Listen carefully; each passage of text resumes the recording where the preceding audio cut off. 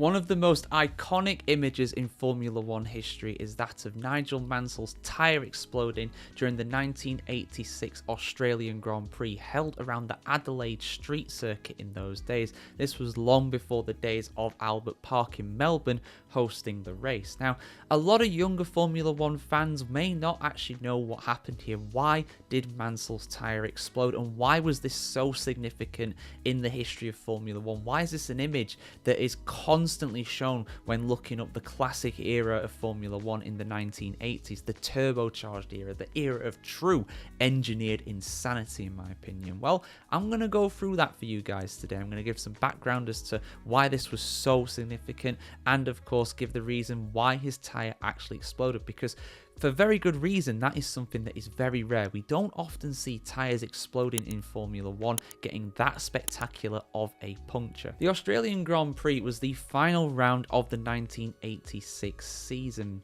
being the 16th round out of 16. Nowadays, of course, we've got 24 races, 50% more, believe it or not. That is an incredible thing to look upon, but it has, of course, been 39 years since this occurred. Now, the penultimate round of the season was held in Mexico at the Hermanos Rodriguez circuit, somewhere that Formula One fans these days will know, but back then it was a very different track. Nigel Mansell had a big advantage in the championship heading into this round and could have wrapped up the championship with a victory in Mexico. However, it did not go very well for him. Mansell qualified in third position for that race, behind his arch rival and Williams teammate Nelson Piquet.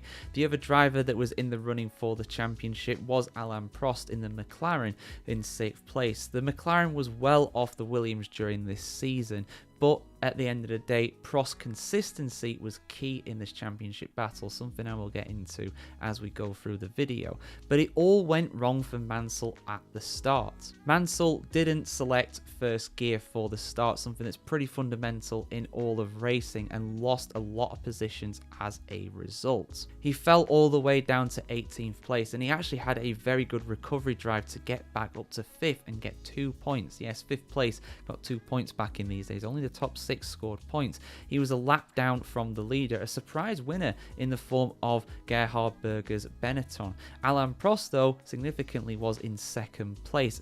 Nelson Piquet did not have a good race either. He was down in P4. So that meant that the championship battle was very, very close heading into the final round in Australia.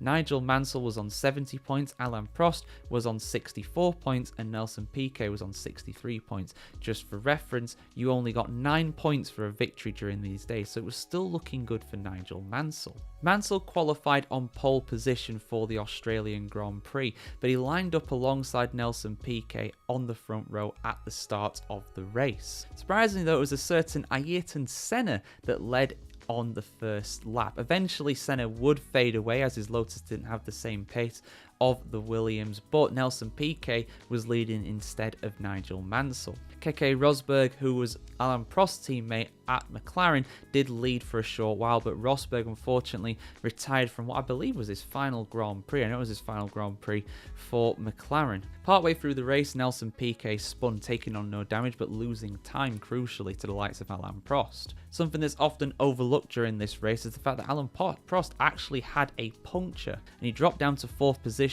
as a result of having to pit, but he did continue, which was key. Nelson Piquet was charging back through the field as Nigel Mansell dropped down to 3rd position, but this was still good enough for Nigel Mansell to win his first world title. After Rosberg retired from the race, the cars were 1, 2 and 3. Prost passed Nigel Mansell again, though this was enough for him to win the championship. But then on lap 64 during the race, Nigel Mansell, with just 18 laps to go, suffered a spectacular puncture. Put simply, the reason why he actually had the puncture, I mean, some people still think there's a conspiracy there, which I never understand. I'm not going to go into that one.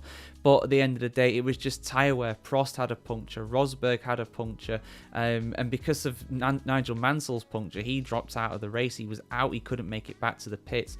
Williams did call Nelson Piquet into the pits just in case as a precautionary measure, and because of that, that opened the road for Alain Prost to cruise to his second world title in a row. A very unlikely world title, of course. Nelson Piquet was charging down on the Frenchman and got the gap to 4.2 seconds by the end of it, but it was not enough. Alain Prost, as he always did just enough to take the win, get the championship. And despite Williams winning the Constructors' Championship that year by an absolute mile, Alain Prost won the World Championship. Something that's not that common, really. Like I said, the driver that wins the World Championship often drives for the team that does win the Constructors. But it does happen. Look at what just happened last year. Max Verstappen won the drivers, but McLaren won the Constructors. Alain Prost ended up 2 points ahead of Nigel Mansell and 3 ahead of Nelson Piquet in one of the most spectacular title battles in the history of Formula 1. But yeah, put simply, guys, just tyre wear. They tried going too long. They didn't heed the warnings of the likes of Rosberg having his puncture and other guys dropping out of the race. They just tried to hang it out there, and unfortunately it didn't work out for him. It's just luck of the draw. It's unfortunate, but these things do happen sometimes, and it happened at a very fast part of the track as well, the Brabham Straight, where they were going nearly 200 miles an hour down there even back in those days. So it must have been a very, very scary thing to have your tyre deflate so spectacularly like that. But yeah, it gave us one of the most iconic images in Formula 1. Later on, Nelson Piquet would get a third world title in 1987.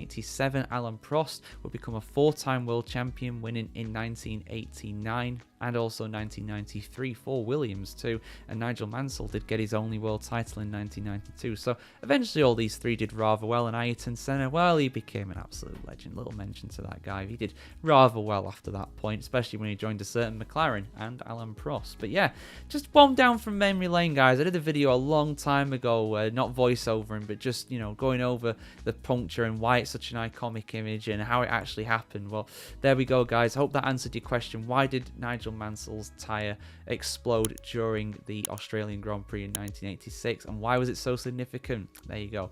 For much more F1 Explained videos going down memory lane just like this, do keep it tuned here to the F1Chronicle.com. Like, share, comment, subscribe as always, guys, and we'll see you very soon for some more Formula 1 content just like this.